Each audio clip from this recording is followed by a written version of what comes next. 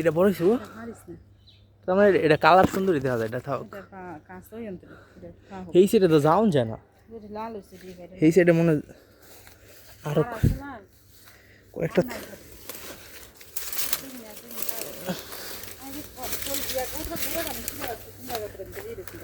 লেবু আস দন লেবু গাছ এমন ভাবে ইয়ে হয়েছে এই যেন একটা আছে ফাইকা ফাইকা কতটি ফাইটে রয়েছে ইয়া সিঙ্গেল লাইন দেওয়া যায় তারপরে এটা ভাইরালাই